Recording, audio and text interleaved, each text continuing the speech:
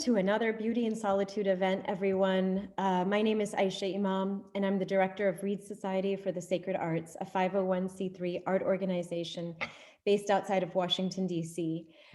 We preserve and promote the traditions of sacred art and music and have worked many, many times with the GW, MSA, and PSA in the past to great success. I'm super delighted to especially welcome GW students. We've had wonderful concerts with Alfredos Ensemble, Qawwali concerts with Frida Yaz, and we've also hosted a week-long workshop with Khalid Casado before in 2017. Assalamu alaikum, everyone. My name is Fatima Turk. I'm the Cultural Events Chair of the GW MSA. I'm a senior here at GW, and throughout my years here, I've really enjoyed working with the Reed Society on the various events that they've hosted here. And so I'm also very excited for this one. And I'd also like to shout out some of my co-chairs on the MSA board, like the social media team and Maisha, who helped to bring this event together. And although this is my last year here, I hope that you guys can continue doing great work and making wonderful events together. And just a reminder that if anyone has any questions throughout the presentation, there's the Q&A function that you can use at any time whenever you have a question, and we'll do our best to get to all of the questions. So I hope you guys enjoyed the event. And let me introduce all of you to Khalid Casado. Pablo Casado, also known as Khalid, was born in Madrid, Spain.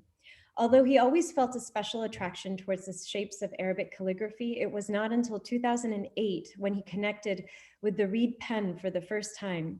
It was in a brief introductory course to nesih calligraphy where he had this experience.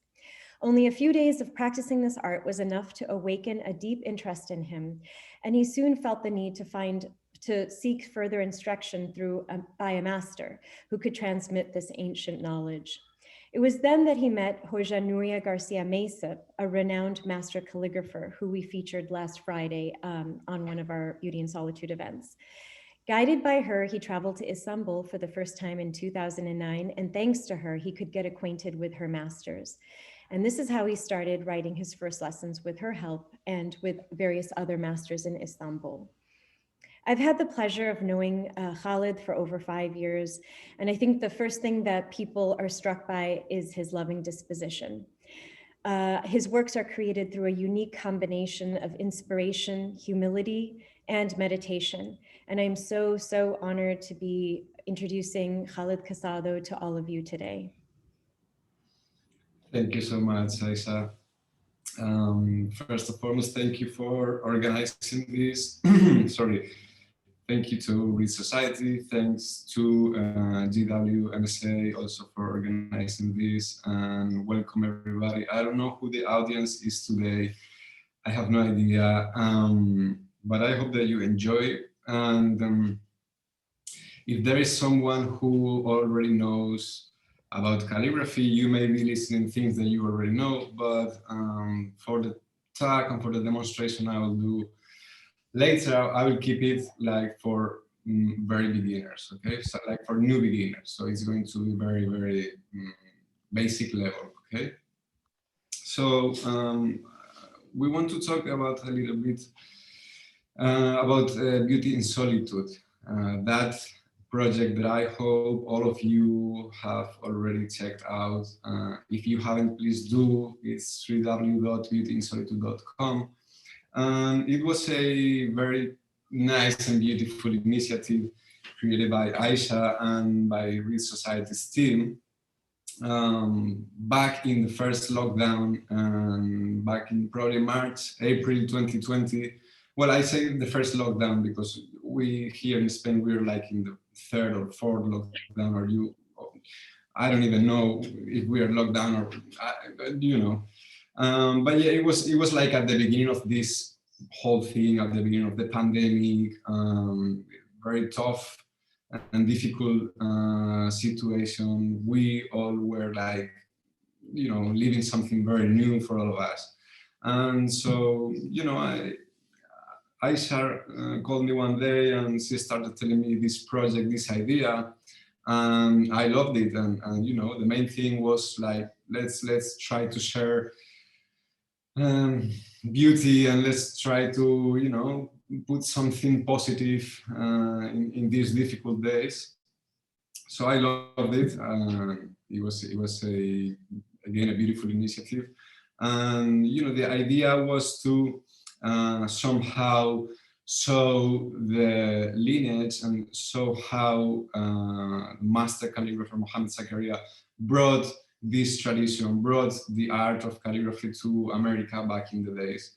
And so the idea was to have him and some of his students showing their works. Even though I'm not a direct student from Mohammed Zakaria, but my teacher, one of my teachers, Nuria García, is one of his students. So I am a student of one of the students of Mohammed Zakaria. So that's a little bit of, that's the line, right? So some of his knowledge has been passed down through Nuria to me.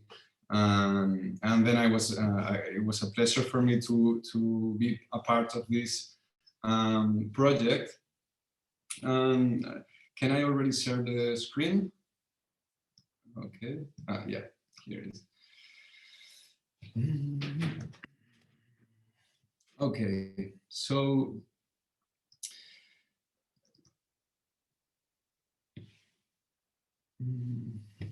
hold on 1 second.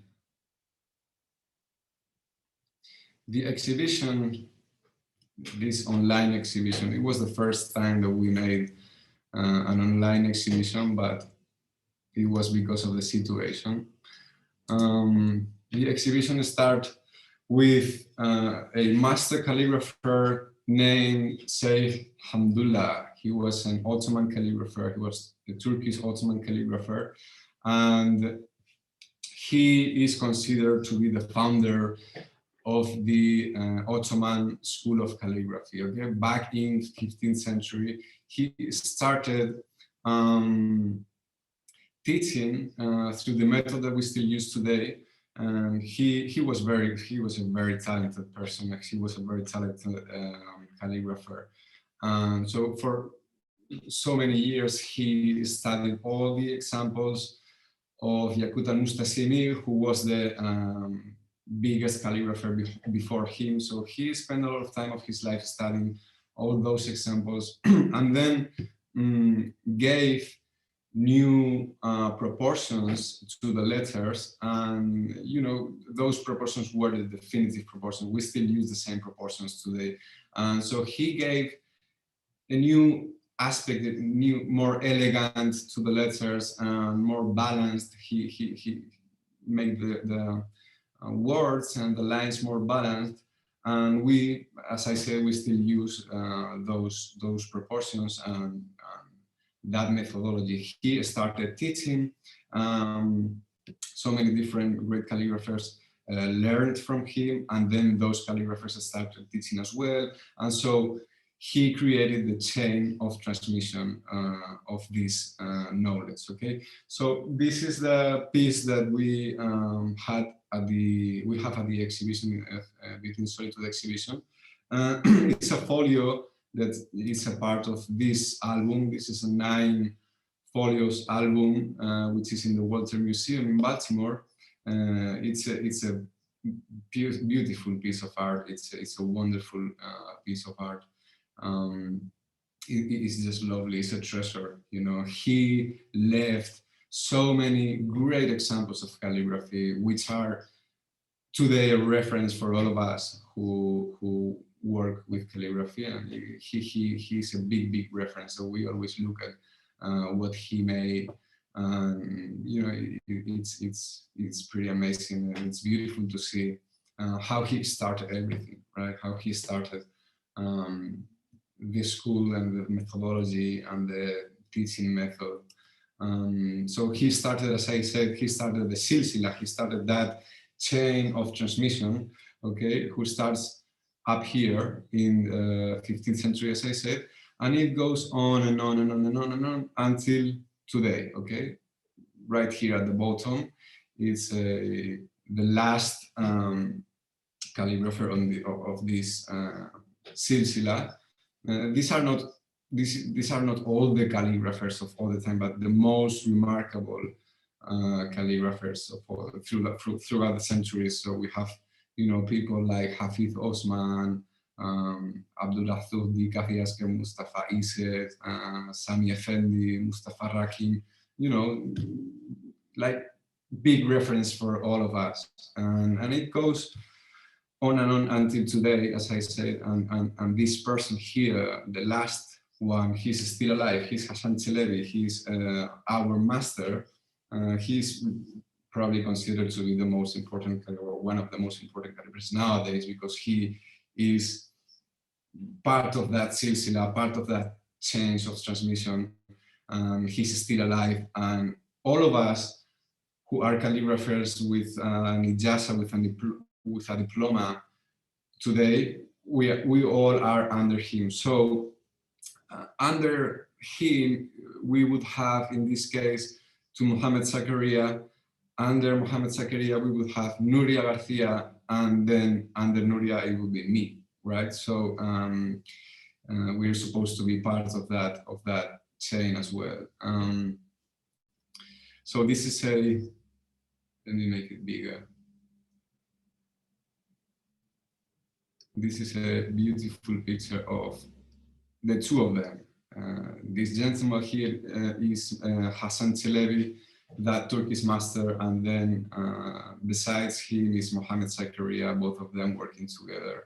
Mohamed Zakaria went to Istanbul back in the days to learn from him. I think he started doing calligraphy by himself, but he had the opportunity of traveling to Istanbul and learning from him, so that's what he made.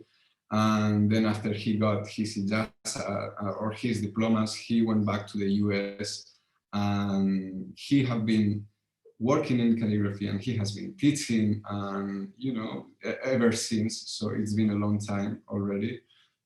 He has dedicated his entire life to the art of calligraphy, and he has dedicated so much time, effort, energy, love, and to all his students. And he is a great person. He's a remarkable artist.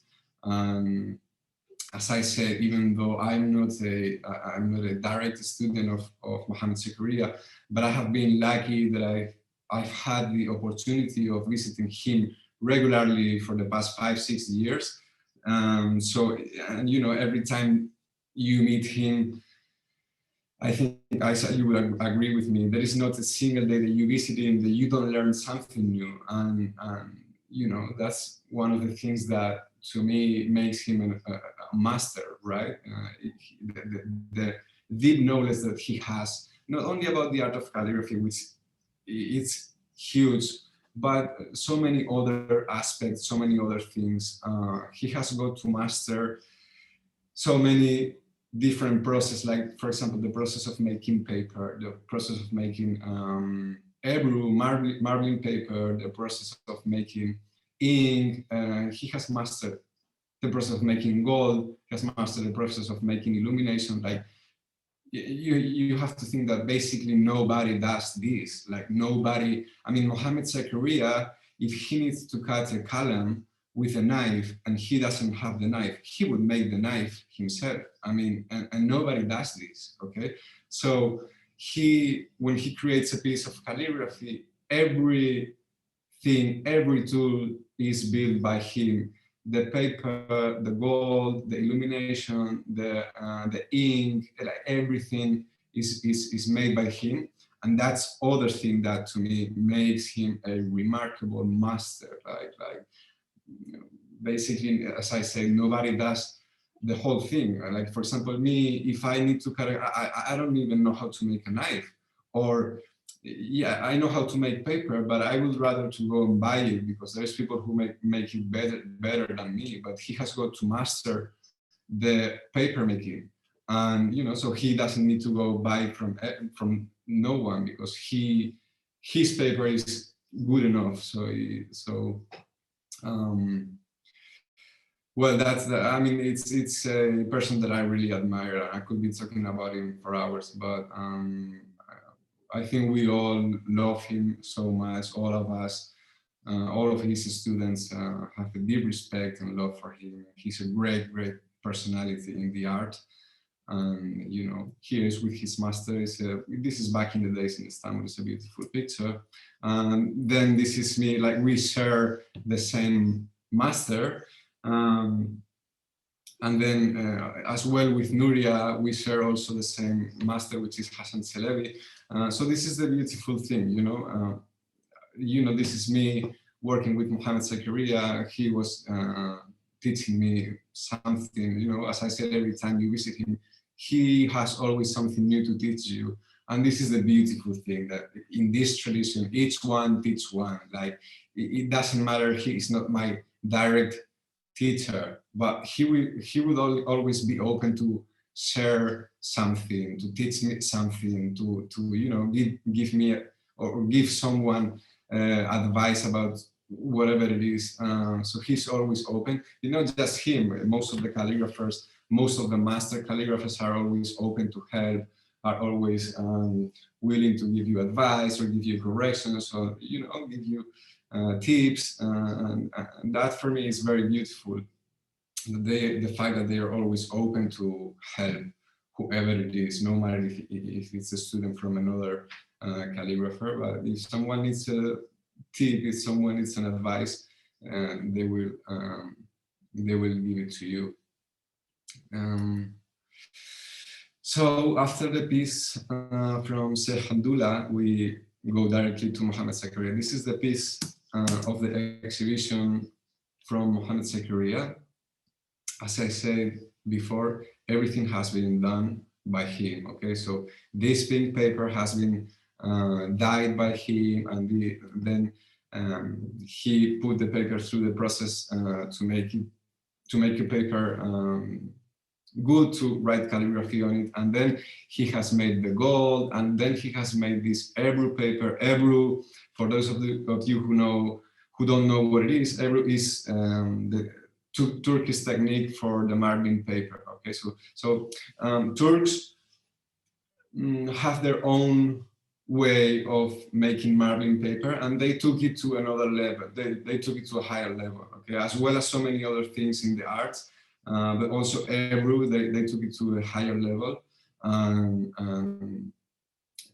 also Mohammed Zakaria, you know, got to master the Ebru, got to master the process of making Ebru, and he makes beautiful, very, very beautiful papers of Ebru. He has a lovely technique. He's a very, very good technique.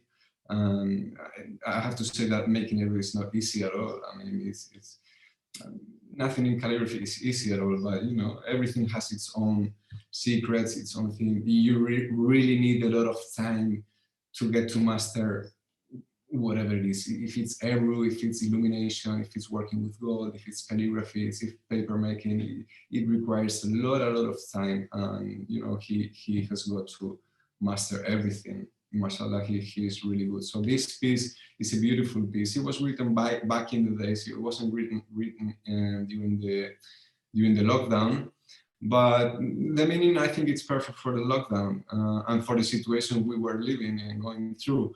And this is a Turkish saying that says Buddha Getser Yahu, which means these too shall pass. That's it, as simple as this. That too shall pass. Again, for the situation we were going through, I think that was a perfect meaning. Then, if you go through the exhibition, you will see more pictures of him, of his studio, of him working. Again, it's worth it to go through the exhibition. They have made a brilliant work. It's beautiful, and it's very nice to see each calligrapher. And you know, you get to see the places where we work. You even get to see the view from our studio, the view that each of one has from the studio, the environment that we have where we work. It's beautiful. So I suggest all you to check it out. If you go through the exhibition after Mohammed Zakaria, you will see some of his students' work. And then this is my piece. This is the piece that I presented to this project. The meaning, this is a verse from the Quran, and the meaning of it is, well, in Arabic it says, يَوْتِكُمْ خَيْرًا مِمْهَا أَوْ أُخِذَ يَوْتِكُمْ خَيْرًا مِمَّا أُخِذَ مِنْكُمْ وَيَغْفِرْ لَكُمْ. Sorry. The meaning it says, he will give you something better than what was taken from you, and he will forgive you. Okay. The Ebru paper that you see around the calligraphy, it's precisely made by Mohammed Zakaria. This is a piece of paper that he gave me 3 or 4 years back as a present. You know, I've been keeping this paper for a very special piece. I didn't want to use it for whatever piece. So it's been collecting dust in my studio for 4 years, 3 or 4 years, basically. So I felt that that was a good opportunity to use this paper, because, you know, since we were going to be in the same exhibition, since we were going to be sharing this project, it was kind of a tribute to him that I could use his paper, this paper that he made back in the days. So this is the final piece. Before this, I want to tell this very briefly. What was funny was that when Aisha from Read Societies contacted me and she told me about the project and the idea that she had about the exhibition and this and that, this piece was basically already done, you know. So by the time that she told me about the exhibition, I already had the piece. So she was telling me, like, you know, it's okay, you already have a piece done, we can use that piece, because I made that piece during the lockdown at the very beginning of the pandemic. So she was like, you know, you already have the piece, don't worry, you don't have to stress about it, you can use the piece that you already have. But you know, I was like, look, it's the first time I'm going to be in an exhibition with my teacher Nuria and with Mohammed Zakaria, and it means a lot. It means a lot for me.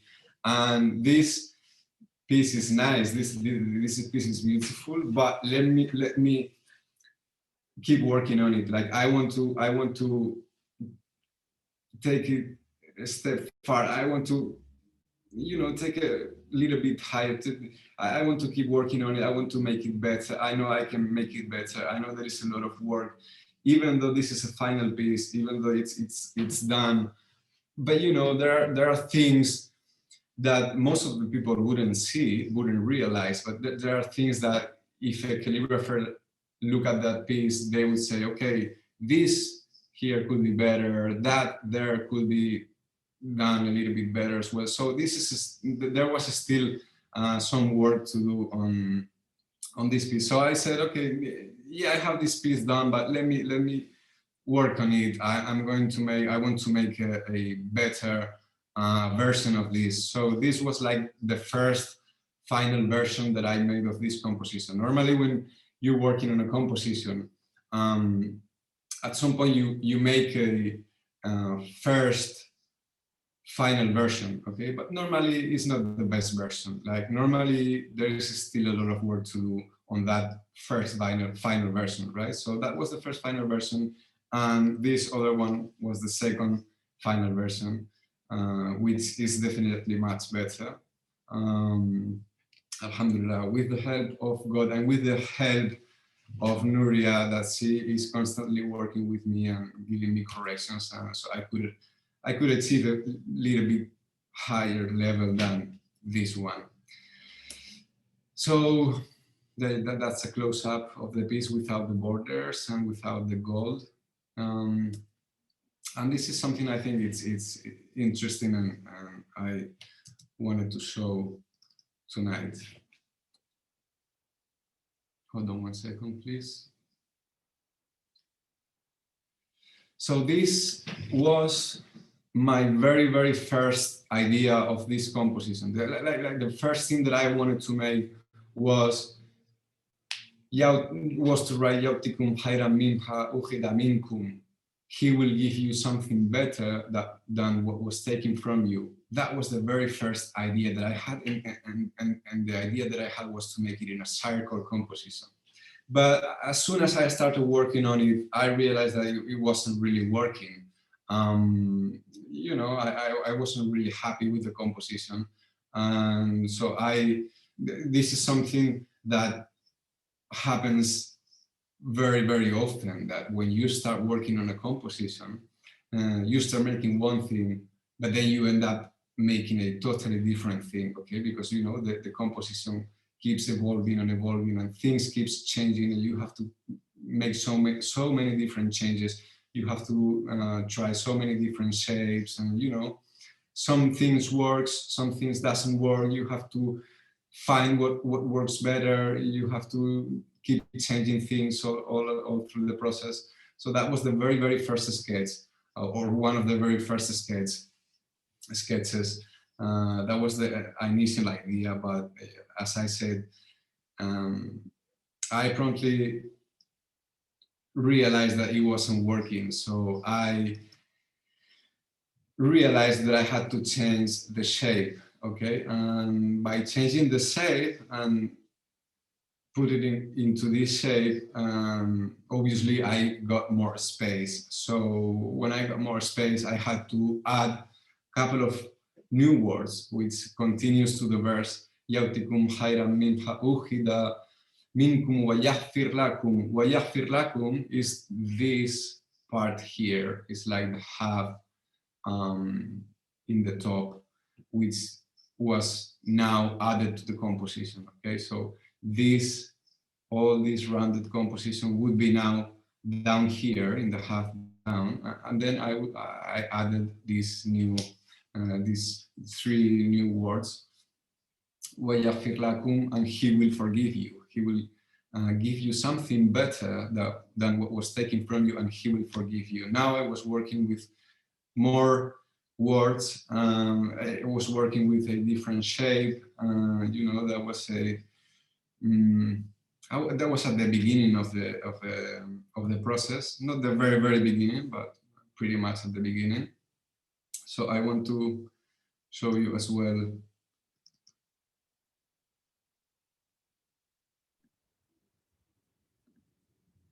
It's so cool, Khaled. I've never seen the process. I think that's that's what I wanted to show tonight, because, you know, sometimes, I mean, not sometimes, like, people don't get to see the work that there is behind. So yeah. we're used to see the final product, right? Yeah. And, you know, in calligraphy, there is a lot of work. There is a lot of work. When you're building a composition, it's a lot of, you know, changing things, making settings, adjustments, you know, it's a whole process. It's a whole process. This slide here, these are the corrections, for example, of this slide. Okay, so I had this composition already done. I showed it to my teacher Nuria. She sent me back all those corrections. Okay, so, you know, there were so many things to work. There were so many things to change, because, you know, the main problem here in this composition is that the bottom part, the bottom half of the composition was too tight, like everything was too tight, and the top half was more open space. So you need to make a balance between what's in the bottom and what's in the top. So what I needed to make was to open the space in the bottom half, right? And a tendency that I have, it happens to me basically every time that I start working in a composition, is that to try to make all the words and letters fit in the shape that I want to give to the composition, a circle, an ellipse, or whatever it is. There's a tendency of forcing the shapes and making them fit, which is a big mistake. You don't have to make the shapes fit in the composition. They should fit by themselves, but you can change proportions, even if it's a 1 millimeter, but you can change it just to fit in the composition. So what Nuria always tells me is you know, start every single letter, practice every single letter, practice every single word separately, and then when you got the correct proportions and the correct shapes, put all of them together. Okay, so you don't start creating a composition by putting everything together from the beginning. You have to work every little thing separately, and then when you got the proper thing, then you put them together. Okay, so here I had to start working everything separately. I needed to open the spaces, as I said, in the bottom half. So it led me to change again the shape a little bit, if you can appreciate here. The shape of the whole composition here and the shape of the whole composition here now has changed a little bit. Now it's a little bit more balanced. The spaces, the free spaces in the half bottom and the free spaces in the top half now are a little bit more balanced, right? But you know, the shape has changed. As you can see, all this bottom half is different from here. And as the shape of the composition changes, also the shapes of the letters has to change, because, you know, for example, for this wow, this shape wouldn't work on this composition, or this meme that connects with me with this meme and this alif has changed because it wouldn't work on this composition. So you can see here many different changes, right? So you can see the change of the wow, how it changed.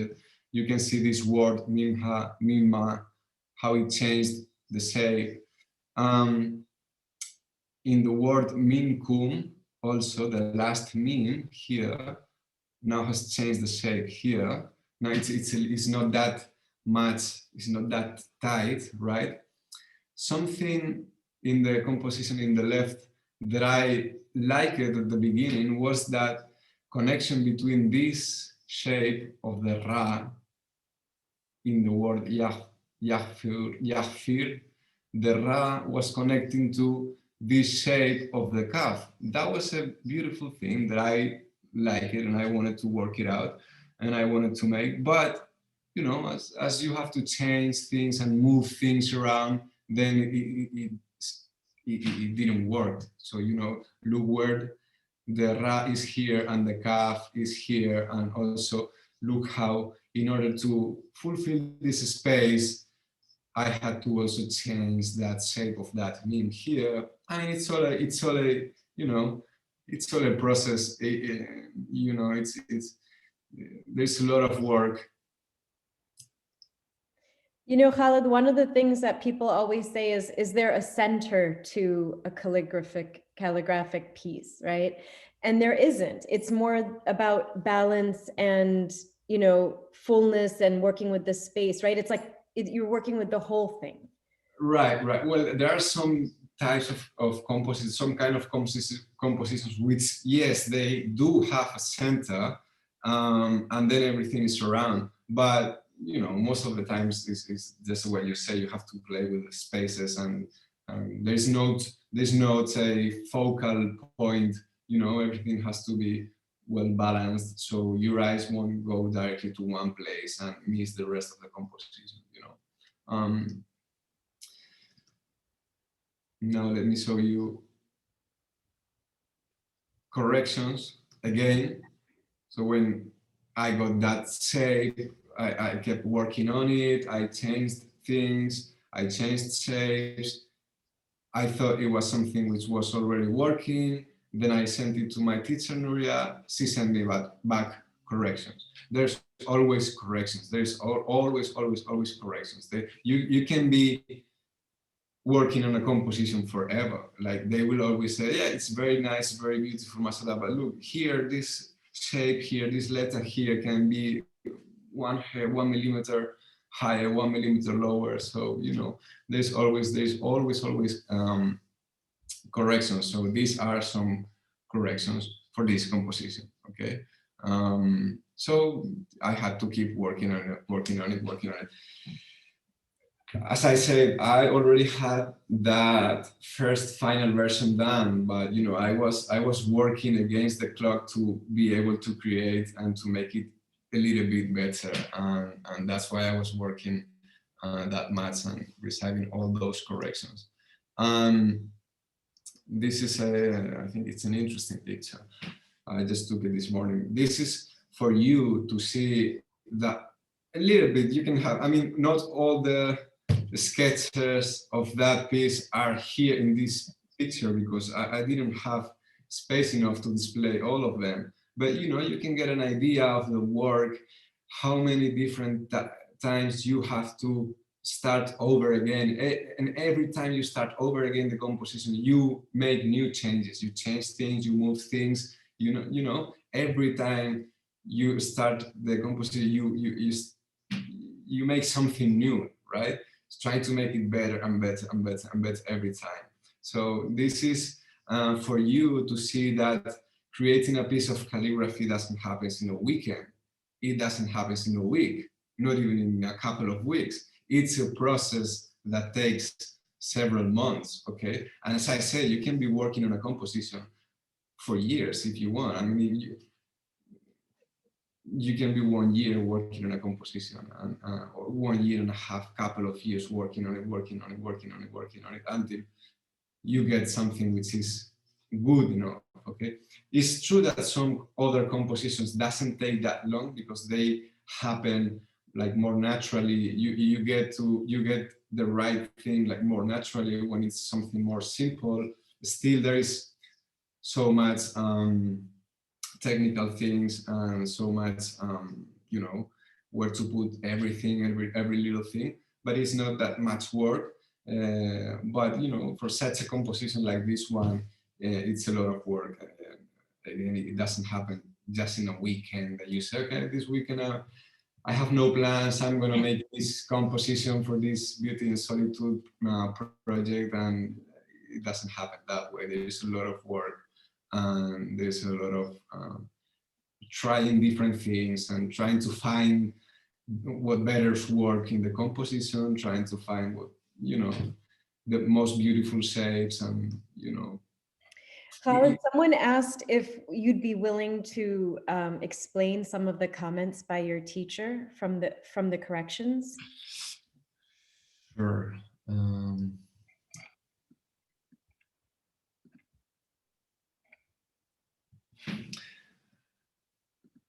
Okay. Here, she said this part is too empty. Okay.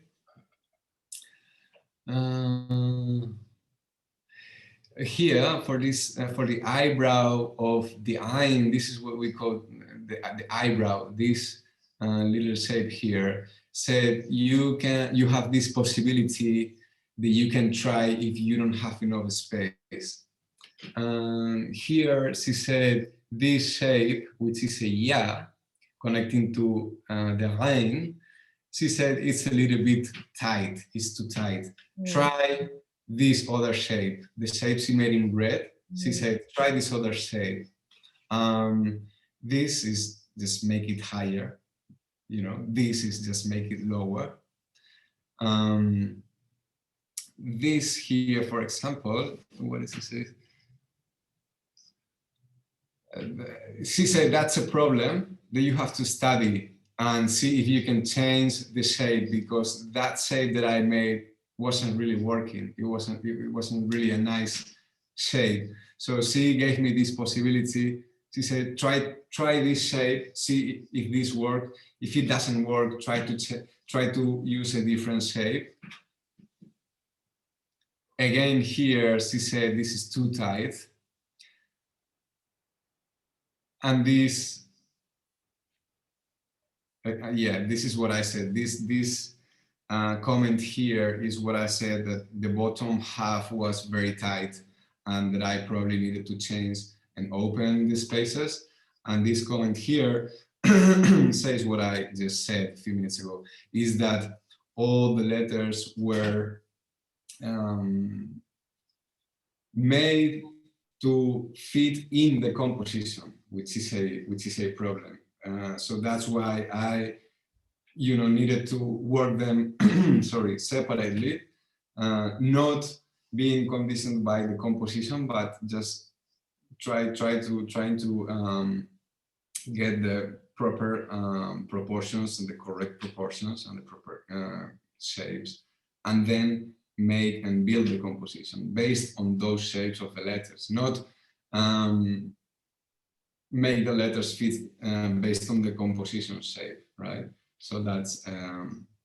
So I know you're going to explain a little about the measurement system in your demonstration, but each letter is the proper proportion as you practiced before, right? When you put it in a composition. Exactly, it has to be. Yeah. It has to be. Right. We have the example of one of the greatest major calligraphers, Sami Effendi. When you study some of his compositions, like he was probably the greatest calligrapher of all the time in Jelly Thuluth, in this script, in this way of in this script. And sometimes when you study his compositions, you see that he makes small changes on the proportions just for them to fit in the composition. But we are not Sami Effendi. I'm not Sami Effendi. I can't do that. Like he made it, and it doesn't really matter because the rest of the composition is so well done that you don't look at it and you say, oh, look, but this letter is half nocta smaller than what it should be. No, you don't look at it that way. But I'm not Sami Effendi. I can do that. Like you can do that when you're working on a composition. That was something that he made because it was him, and he was good enough to make it. But that's not my case, and that's why always Nuria, my teacher, tells me, no, work the letters separately. You get the proper proportions. Don't do that. And it's very important for all of us to make the proportion, like respect the proportions. That's a part of how this tradition has been kept until today, like because we care so much about keeping the proportions that this calligrapher back in 15th century gave to the letters, right? So that's part of keeping the tradition alive, respecting all the proportions. You don't want to change, you don't want to change anything. You just want to preserve it as it is. So you can't make things on your own, right? Right. Corrections here is just, as you can see, with for example, this stroke here has to be a little bit higher. This stroke here, the inclination should change. This space here should be a little bit tighter. This is where there are not comments, not that many comments here, like the previous one. So that's how we work when we are working on a composition. I was trying, this one. That's also interesting, and I wanted to share because, again, you don't used to get those things. When you're working on a composition, you don't work just on the shape of the composition. You don't work just on the shape of the letters, but where to place every single letter, where to put every word, and which is very important is the space around the letters, okay? So as you can see in this slide, all those little circles shows you the spacing in between the letters, okay? So you won't have a letter more to the right and having some more fixed space here or less space here. So you want everything to be right in its place, right? So again, when you work in a composition, you don't say, okay, I'm gonna put this letter here because I like it, or you don't say, I think it works here. No, it really matters if it's 1 millimeter or 2 millimeters to the left, or 1 millimeter to the right, or it can be 1 millimeter higher or lower. It really matters. It really makes a difference, right? So that's something that you keep working all through the process of creation of a composition, the spaces, not just the shapes of the letters, which is very important, not just the shape of the composition, which is very important, but the spaces and the place of the letters and the words. It's very, very, very important. Khaled, I'm getting a lot of questions. Do you have other slides after this? It was your work slides, right? Just a few of them. Just okay, please share them, and then I'll share the questions, I think. Sure. What else do we have? Okay, that's the final composition. So as you can see,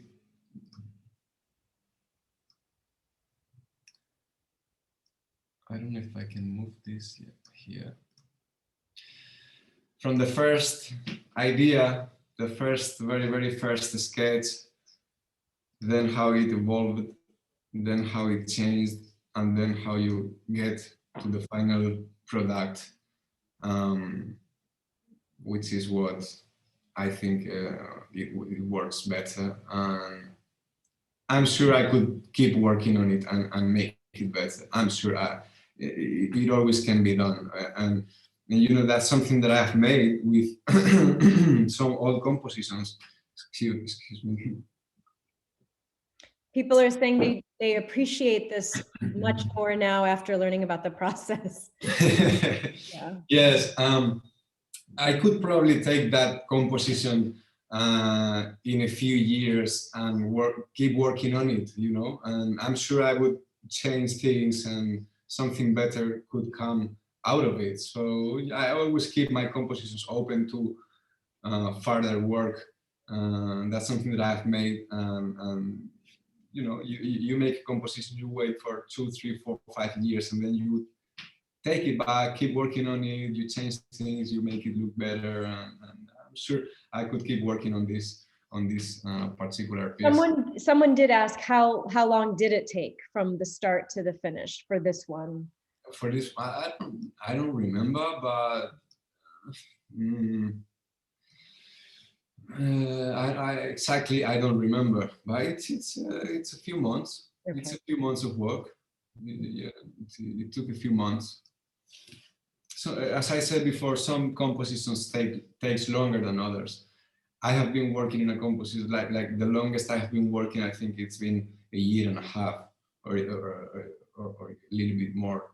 And you know, it's a lot of time. It's a lot of work. It really takes time. This is just a close-up of the piece. Just a detail, so you can see how it's done, how letters are executed. This is another detail with this long straight stroke. I think it's the only straight line in the whole composition. And this is a detail from the Ebru paper, from this marbling paper from Mohammed Zakaria. To me, it's very special. It's beautiful. Actually, I'm gonna tell you that someone saw that piece in the exhibition we did in Solitude and contacted me and she was interested in buying the piece. But I had to say, I'm sorry, but because this piece has this paper, I don't want to sell it. For me, it's a very special gift from Mohammed Zakaria, and you know, I don't feel like I'm ready to sell it. So you know, maybe in the future, or maybe not. I would like to keep it just for me because of this paper. This is a beautiful, beautiful, in my opinion, example of Ebru and what's Ebru, and you know, those shapes that he gets and those textures that he gets. I haven't seen nobody else making such a thing nowadays, right? So he keeps it real. He keeps it it's very, very beautiful. What else? That was the last slide from the Beauty in Solitude piece. So, Khalid, we are at 5:50. So as you like, however you want to proceed. Just have a couple of more slides that I would like to show, and then we can start with the demonstration. That's a different composition. As you can see, it's more simple, doesn't have that many words. But even though it's a simple composition, you have to see how everything is planned, how you want to respect the spaces, and how you create it and how you build it. This is the sketch. Well, it's not the sketch, it's the study of the composition for this one, which is Ayat al-Nur. Wow. From Surat al-Nur, right? So it says Nur ala Nur, and then you have the whole ayat in a circle. So this is just for you to see something that you don't normally get to see, which is how you plan things in a composition, right? The spaces, all these geometrical aspects, these technical aspects, which is a part that I really love. I really, really like it, and you know, it's a part of a process that I really enjoy, even though it's a process that takes several months, but it's very enjoyable for me. I really, really, really enjoy it.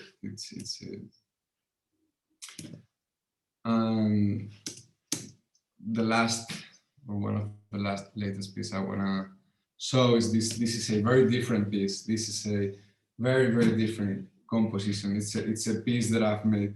One of my latest pieces. I made it last year, by the end of last year, and you know, it's you know, for such a long time I've been trying to find something different. I've been trying to bring something new, not new, but different. And you know, I've been working on it for a long time.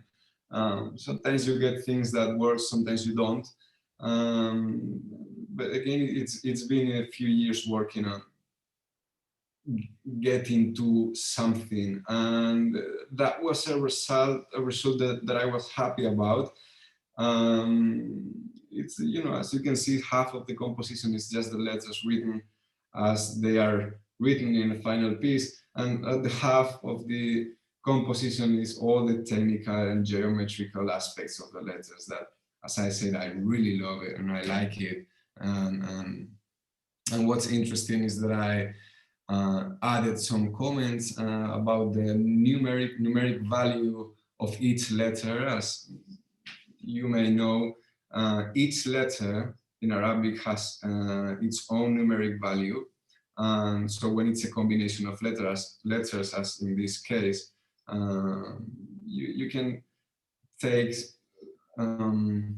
those values separately, and then, you know, you will get a new value that will take you to another thing. And there's a whole science that talks about this. It's called Ilm al-Huruf, the science of letters and numbers. And there's a whole science. I'm just learned a few drops of it, but I found it fascinating, and I wanted to make a piece with it, and that's what I made.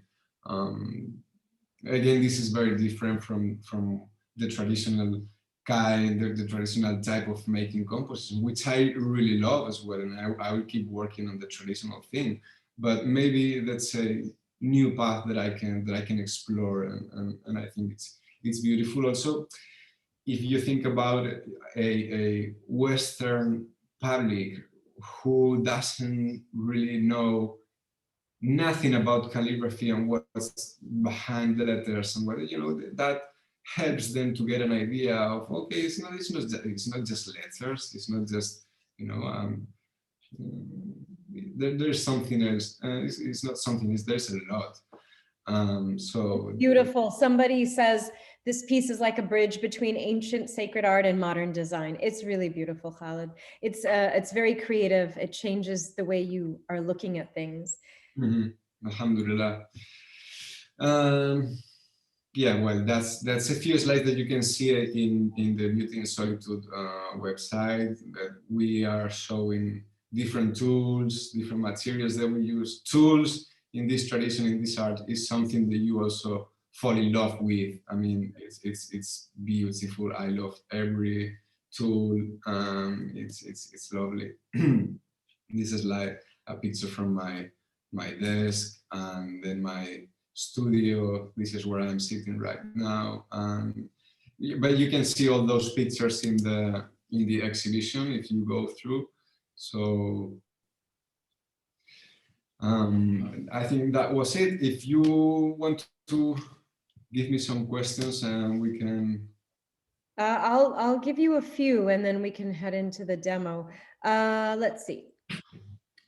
Okay, there was a question about the uses of the nukhta and the square, which I think we will cover. And someone asked, have you ever tried digital calligraphy? Never. I don't. Not after all this work. I don't think you're going to pick that up, right? Look, I'm very with technologies, I feel like a grandfather, or even worse. I'm very bad. I don't even know how to use Photoshop. I don't even know how to use digital things. I don't know. And what I love about this tradition is that everything is handmade. Yeah. And it's okay. Some calligraphers may use the digital things. It's fine, but I just don't like it. I enjoy the process of making things with my hands. That's what I enjoy the most, and that's what I want to keep making.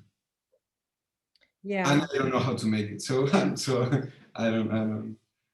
And then I'll do one more question, and then I'll save the rest for after the demo. What kind of inspiration do you have before starting on a piece? How do you choose what ayah or hadith to write? And that's a question people ask in general. Well, you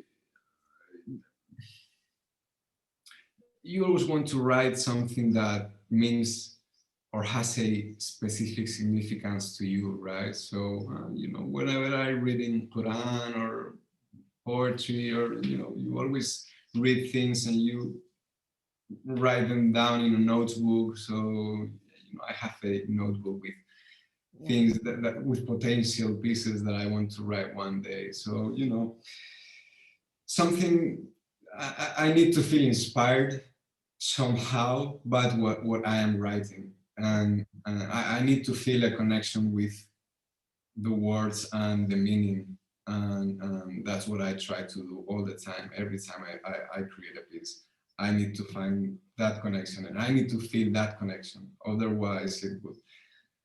That's why I always say, and that I don't write names. Like, people very often, can you write my name? No, man, I can't. I mean, I can't do it. But Yeah, I'm not gonna do that, because I prefer to write things that inspires me somehow, or that I feel a connection or with the meaning, or means something special for me. Absolutely, absolutely. Yeah. No, absolutely. And in that exhibition, Nuria shares her journal. Everyone I know has a journal, right? Like, you're reading Quran, you're reading something, and it strikes you, and you keep it, and then once you're at a certain point, you start playing with it, right? Exactly, and there is a specific time for each piece, and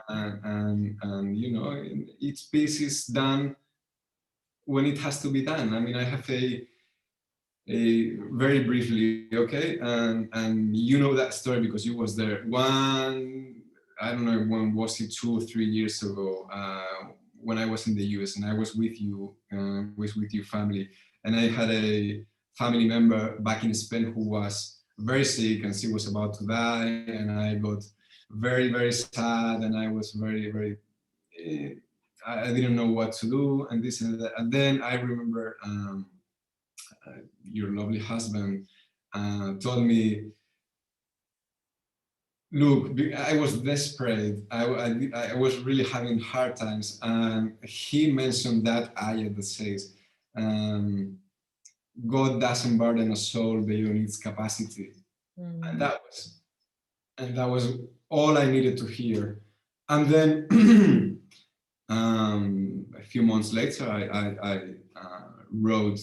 I made a composition with that ayah, and you know, it was for her. It was a Offering. It was an an offering. offering for her. Yeah. She passed away, but it was so every piece happens in a moment, and every piece has the energy of that moment, and every piece has, you know, it's Absolutely. every piece has its own aura and its own energy, and you know, it's interesting. It is not just looking at a drawing, or you know, or a print. It's not looking at a print. That's When right. everything is done with your hand, and you know, Yeah. with your DNA is on the piece. Your breath, as Mohammed Zakaria says, your breath is on the piece. And he also says, when you're looking at a piece of calligraphy, you're looking at a photography of a moment in the space and time where everything was perfectly working together, like your mood and the pen and the ink and the paper and your hand. And you know, everything it's there, it's in the piece. So you just need to be sensitive enough to feel it and to appreciate it every time you look at a piece. Absolutely. You know, it's something to think about, especially to the students, because a lot of people are always surprised at how, like, you know, they don't want to spend too much for pieces that are commissioned, and there's a reason for it. There's a 500-year tradition. There's a rigorous training. There's discipline, and then it's everything else that Hoja Khalid just mentioned. So it's just something to keep in mind, that these pieces, yes, I mean, they're art, but it's like heritage. It's an heirloom. It's something that will go through the generations, and it's very precious. So you see, you know, it gives you an insight to why. So many different things. I've told you this, that it's very important for me whenever I'm working in a new composition, whenever I'm working in a piece, I keep in mind, and it's always on my mind, what am I working now is what I'm going to live in this world. I'm going to die at some point. I don't know when, but hopefully inside of my work will remain in this world. So what do I want to live in this world? I don't want to live whatever thing. I want to live something, you know, special, and you know, that's why I always try my best, and you know, try to make something. Try to make special pieces, and sometimes you get better ones, sometimes you get worse ones. Yeah. But I always try to make something special, and that's very important for me. What you leave behind, That's right. what we are going to live in this world. It's, as you said, it's heritage.